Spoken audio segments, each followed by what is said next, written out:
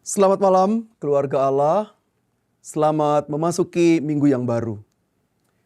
Malam ini kita beribadah bersama dalam program Kebaktian Keluarga YKB Media Ministry.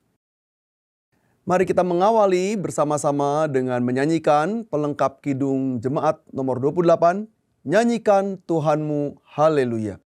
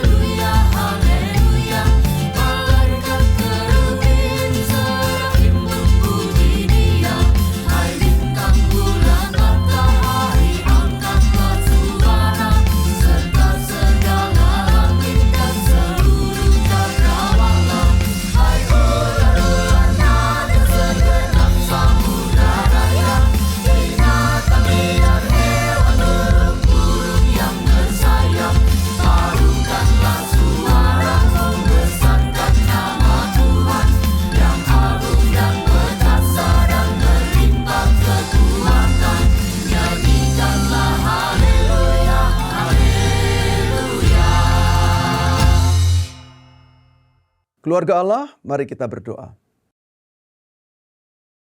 Ya Allah yang penuh anugerah, kami sungguh bersyukur untuk kemurahan Allah kepada kami, yang memberikan alam semesta dengan segala kekayaannya, yang memberikan kami kesempatan untuk menikmati hidup dalam kekayaan Allah.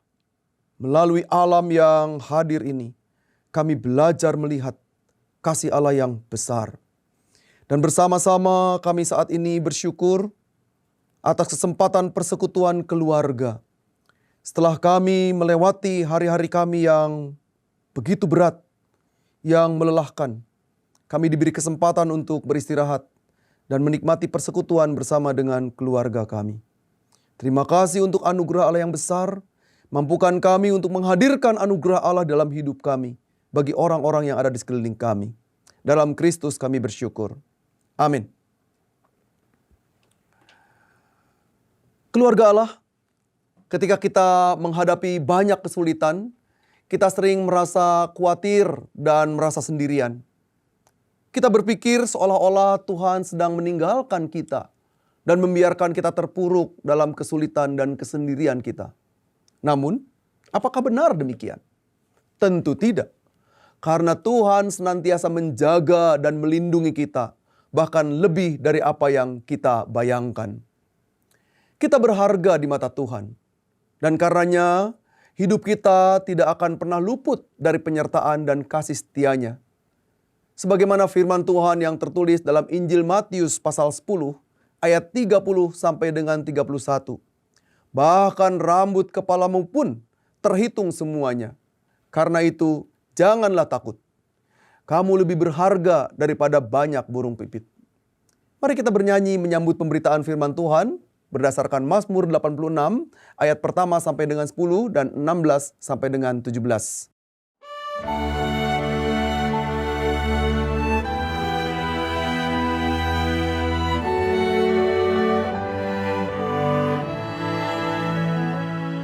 Sendengkanlah telingamu, ya Tuhan. Pasanglah telinga pada doaku. Sebab sengsara dan miskin aku. Perhatikanlah permohonanku. Sendengkanlah telingamu, ya Tuhan. Pasanglah telinga pada doaku. Sebab sengsara dan miskin aku. Perhatikanlah permohonanku.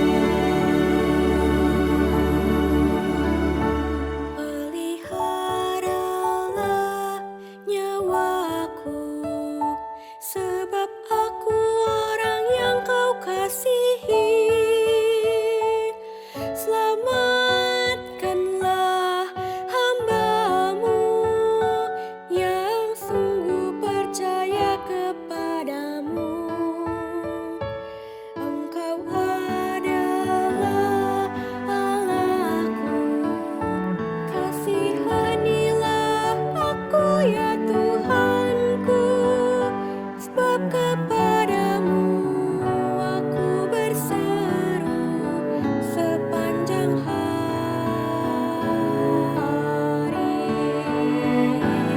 Sendengkanlah telingamu, ya Tuhan. Pasanglah telinga pada doaku. Sebab sengsara dan miskin aku.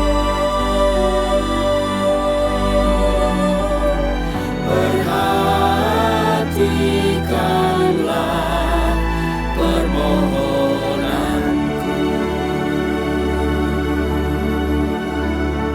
Buatlah jiwa hamba-Mu bersukacita, ya Tuhan.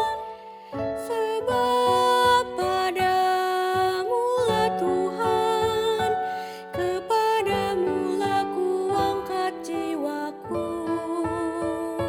Sebab Engkau, ya Tuhan, sungguh baik dan suka mengampuni, dan berlimpah kasih setia bagi semua orang. Sendengkanlah telingamu, ya Tuhan. Pasanglah telinga pada doaku. Sebab sengsara dan miskin aku. Perhatikanlah permohonanku. Pada hari kesesakanku, aku berseru kepadamu,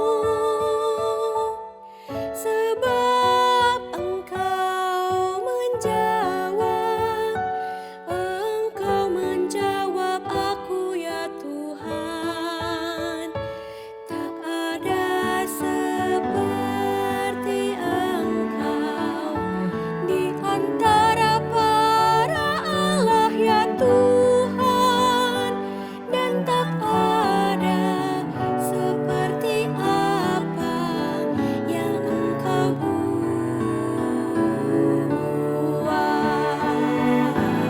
Sendengkanlah telingamu ya Tuhan, pasanglah telinga pada doaku, sebab sengsara dan miskin aku.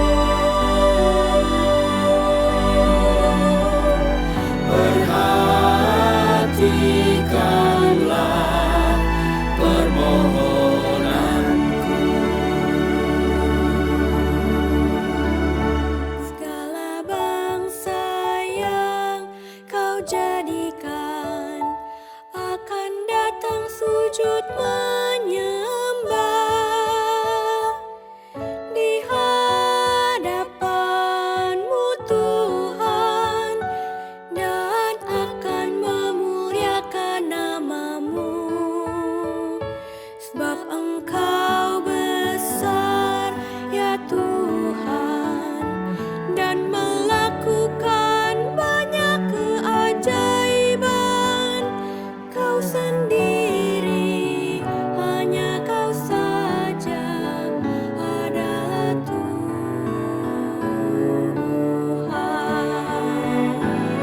Sendengkanlah telingamu ya Tuhan,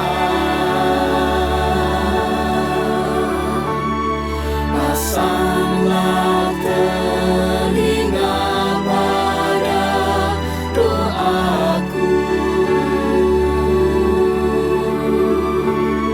sebab sengsara dan miskin aku. Perhatikanlah permohonanku.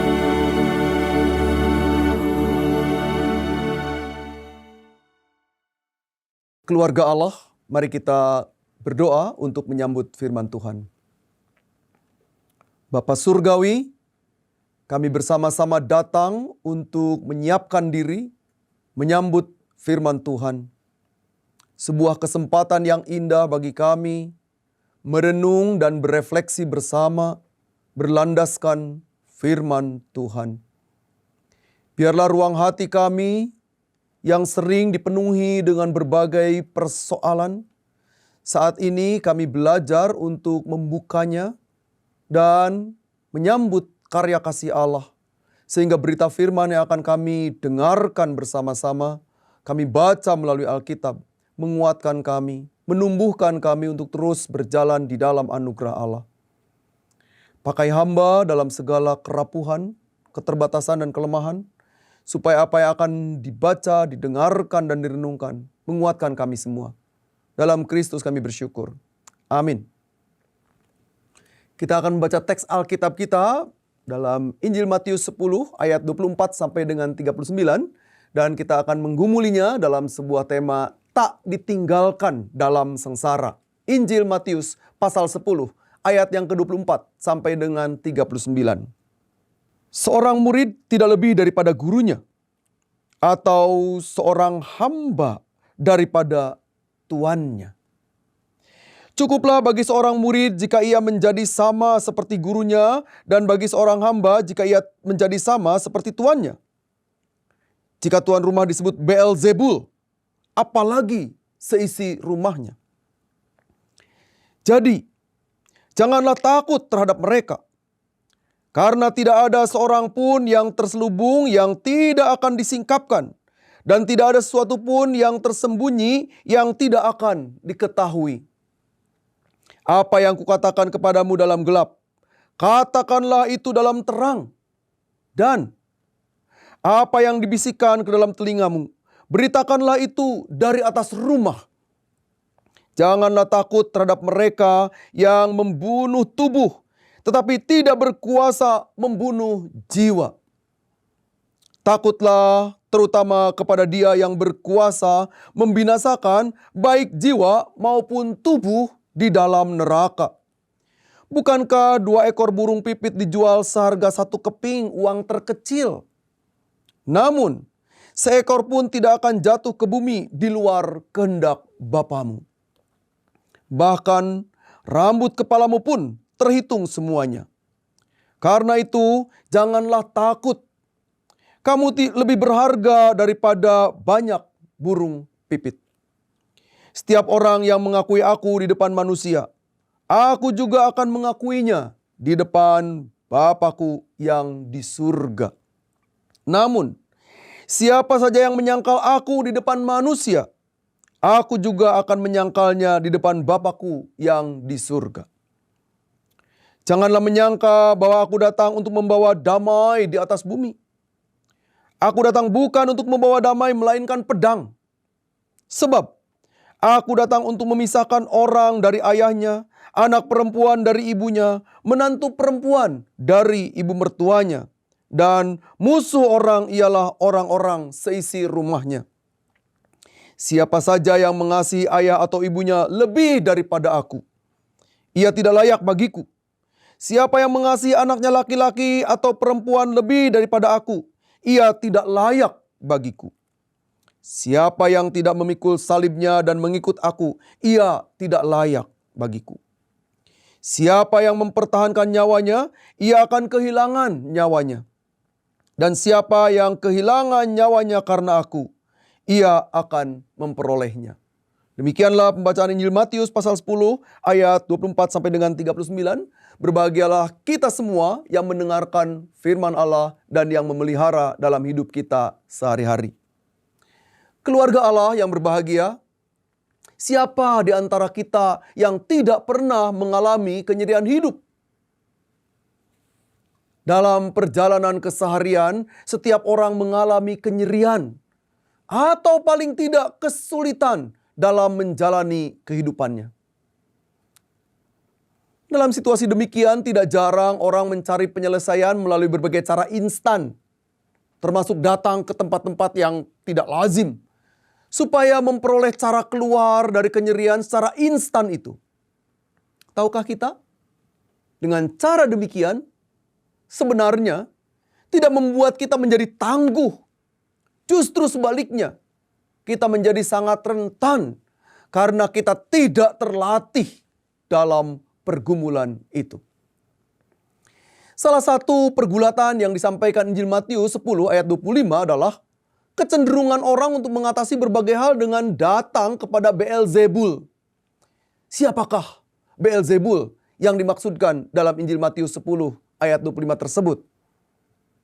Keluarga Allah bisa membacanya dari 2 Raja-Raja pasal 1 ayat 1 sampai 6 dan 16 yang mengungkapkan di sana bahwa sosok ini, Beelzebul, adalah sosok sembahan Kanaan di Ekron. Nama yang diterangkan pada kitab 1 Raja-Raja tersebut adalah Beelzebub, sebagai nama ejekan untuk sembahan Kanaan. Nama lain yang disebutkan baginya adalah Pangeran Baal. Namun kemudian Perjanjian Baru menyebut nama tersebut menjadi Beelzebul sebagai sebutan bagi pangeran atau raja-raja setan. Dapat dibayangkan bahwa sosok ini demikian menakutkan dan dijauhi oleh umat Allah Perjanjian Baru. Bahkan Tuhan Yesus menegaskan agar umatnya jangan menjadi bagian dari sembahan ini. Kalimat Tuhan Yesus menegaskan, jika tuan rumah disebut Beelzebul, apalagi seisi rumah itu. Apa yang Tuhan Yesus ungkapkan sebenarnya sebuah catatan penting bagi kita agar kita tidak terjebak dalam ruang lingkup kenyerian yang ditimbulkan akibat penyembahan-penyembahan. Sebenarnya ungkapan ini lahir dari penyataan sebelumnya pada Matius 10 ayat 17 sampai dengan 23 tentang pengalaman penganiayaan yang dihadapi dan dijalani umat. Tuhan Yesus mengungkapkan, apabila mereka menyerahkan kamu, janganlah kamu khawatir akan bagaimana dan akan apa yang harus kamu katakan. Karena semuanya itu dikaruniakan kepadamu pada saat itu juga. Injil Matius 10 ayat 19. Apa yang melandasi hal ini? Sampai-sampai orang tua rela menyerahkan anak mereka. Keluarga Allah bisa melihatnya pada Injil Matius 10 ayat 21. Nah, untuk menelusuri ini tampaknya kita harus menelusuri agak ke belakang. Pada pengalaman umat perjanjian lama yang berjumpa dengan kehidupan penyembahan berhala dan mereka punya tradisi penyerahan anak. Kisah penyerahan anak kepada dewa-dewa diperkenalkan oleh bangsa Israel kuno yang hidup dengan dewa-dewa mereka. Mereka berkenalan dengan sosok Molok. Kita bisa memeriksanya pada Imamat 18 ayat yang ke-21, pasal yang ke-20 ayat 2 sampai dengan 5 dan juga Yeremia 32 ayat 35 dan seterusnya. Sosok ini pernah muncul juga dalam Kisah Para Rasul pasal 7 ayat yang ke-43 yang menjadi peringatan kembali atas situasi yang dihadapi umat Allah. Nah, atas pengalaman-pengalaman berat itu pada masa lampau, maka di masa perjanjian baru Tuhan Yesus mau mengajak umat untuk mengalami hal baru dan pembebasan dari kisah berat masa lalu itu. Sehingga umat dibawa masuk ke dalam kehidupan yang baru, yang transformatif, mengalami pembaruan di dalam hidupnya. Ajakan Tuhan Yesus itu disampaikan dalam sapaan bahwa umat lebih berharga dari segala sesuatu yang ada. Karena itu pola penyembahan berhala harus dihentikan. Saya ulangi dan tegaskan. Penyembahan berhala harus dihentikan. Demikian halnya dengan perjalanan hidup baru harus ditempuh dengan meninggalkan pola lama. Mengingat kehadiran Allah dalam Kristus yang membebaskan umat dari cara-cara kuno tersebut. Allah dalam Kristus mengetengahkan keyakinan tentang kehidupan umat yang bersandar pada anugerah Allah yang membebaskan itu. Pernyataan ini menjadi demikian penting karena umat Tuhan menjaga dan Tuhan sendiri yang menjaga umatnya yang ia perhitungkan sedemikian rupa. Allah memperhitungkan kehidupan umat itu secara penuh. Sampai rambut kepala pun terhitung seluruhnya. Itu diungkapkan dalam Matius 10 ayat 30. Inilah yang membuat kita umat Allah memiliki kemampuan untuk berjalan dalam keyakinan. Sebab kita mendapat tempat yang sangat berharga. Lebih dari apapun. Jika kita memeriksa kitab Ulangan pasal 32 ayat 10. Kita menjumpai komitmen penjagaan Allah. Dijagainya dan dirawatnya kita sebagai biji matanya. Sesuatu yang sangat spesifik bagi Allah. Karena itu, keluarga Allah yang berbahagia, di tengah perjalanan umat yang penuh liku, Allah tidak membiarkan kita berjalan sendiri. Ia tahu benar bahwa kita adalah umat yang rapuh, ringkih, dan potensial jatuh dalam berbagai pencobaan. Dalam kondisi demikian, maka Allah hadir untuk memberikan penguatan. Salib yang harus menjadi bagian dalam hidup kita adalah bagian yang tak terlepaskan dari keseharian kita. Untuk ini kita belajar dari seorang yang bernama Kazuo Kitamori. Ia menulis sebuah buku yang menarik judulnya The Pain of God, Kenyerian Allah. Bahwa ternyata Allah telah lebih dulu menjalani nyeri yang sangat berat. Kitamori menggunakan istilah surasa, yakni kenyerian mendalam yang membuat seseorang sebenarnya tidak mampu menghadapinya. Bahasa lain menyebut seperti diiris sembilu, nyeri sekali. Toh Allah dalam Kristus tidak menolak untuk menjalaninya. sekalipun ia pernah menawar kepada bapaknya, "Jikalau diperkenankan, biarlah peristiwa ini berlalu, biarlah cawan ini berlalu." Namun Yesus bersedia menempuh semua itu semata-mata sebagai wujud kasih bagi umat yang disayanginya. Ia jalani semua itu karena cinta agungnya. Ini yang kemudian diungkapkan Injil Yohanes 3 ayat 16 yang menyatakan, "Karena begitu besar kasih Allah bagi dunia ini, sehingga ia mengaruniakan anaknya yang tunggal, supaya setiap orang yang percaya kepadanya tidak binasa, melainkan beroleh hidup yang kekal." Disinilah panggilan Injil Matius 10 ayat 32 sampai dengan 33 menjadi sesuatu yang luar biasa, menjadi penguat bagi kita sebagai respons atas anugerah agung Allah itu. Kita dipanggil untuk menerima dan mengakuinya dalam hidup kita, sehingga kita mengalami kehidupan baru, supaya seluruh hidup kita menjadi hidup yang mempersaksikannya dan bukan menyangkalnya. Keagungan Allah sejatinya mesti tampak dalam seluruh sepak terjang kehidupan kita. Itulah sebabnya kita menyambut anugerah penyertaan Allah yang tidak pernah meninggalkan kita, terutama dalam perjalanan kenyerian kita. Sebab Allah mengetahui dengan pasti bahwa kita ini rentan, kita ini ringkih, kita ini rapuh, dan karenanya kita ditopang oleh anugerah Allah. Sehingga kita memasuki kehidupan berat pun, kita yakin bahwa Allah selalu menyertai kita. Karena itu, keluarga yang berbahagia, keluarga milik Allah, selamat menjalani hidup dalam anugerahnya. Kasih agung Tuhan menyertai kita dalam seluruh perjalanan hidup kita. Amin. Keluarga Allah, kita akan masuki doa syafaat. Bila ada di antara Anda semua, anggota keluarga Allah yang rindu didoakan, silakan menghubungi kami di nomor 0812 8188 9191 atau hubungi website baru YKB di www.ykb-media.org. Tim doa dari YKB dengan senang hati akan mendoakan Anda semua. Kita berdoa. Terima kasih ya Allah untuk sapaan yang indah, yang menolong kami untuk melihat betapa besarnya kasih Allah kepada kami di tengah berbagai impitan hidup, di tengah berbagai persoalan yang kami hadapi. Karena itu jangan biarkan kami larut dalam persoalan kami, tetapi mampukan kami untuk mengalami transformasi, sehingga pergumulan, persoalan, masalah-masalah hidup memampukan kami untuk berjalan di dalam anugerah Allah dan melihat betapa agungnya kasih Allah bagi kami.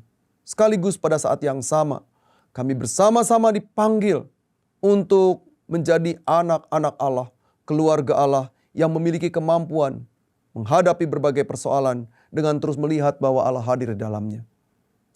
Biarlah kami boleh memandang terus-menerus pada kasih dan anugerah Allah. Kami ingin mengingat untuk keluarga Allah di tengah berbagai pergumulan yang dihadapi, karena kondisi kesehatan yang lemah, karena relasi-relasi yang terganggu, karena berbagai persoalan ekonomi di tengah keluarga, dan juga berbagai hal yang lain. Kami bersandar pada Allah supaya kami dimampukan untuk menghadapi segalanya dengan baik. Terima kasih untuk anugerah yang besar dari Allah. Di dalam Kristus kami bersyukur. Amin.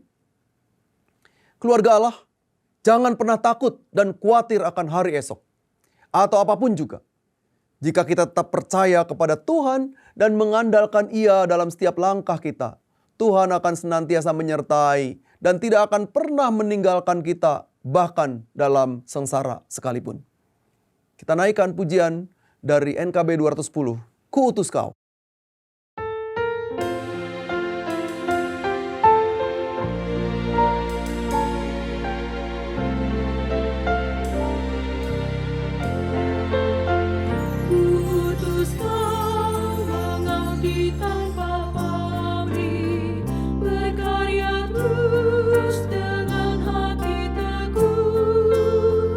Meski dihina dan penanggung luka,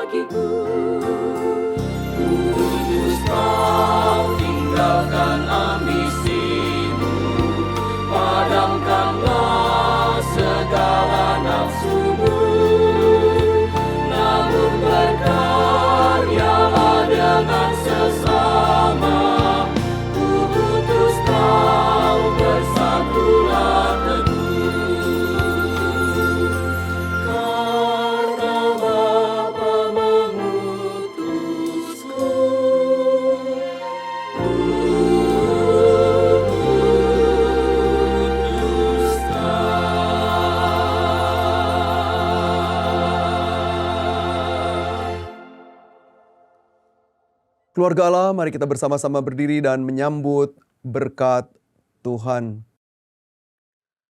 Anugerah Tuhan Yesus Kristus, belas kasih Allah Bapa, dan persekutuan dengan Roh Kudus besertamu dari sekarang ini sampai selama-lamanya.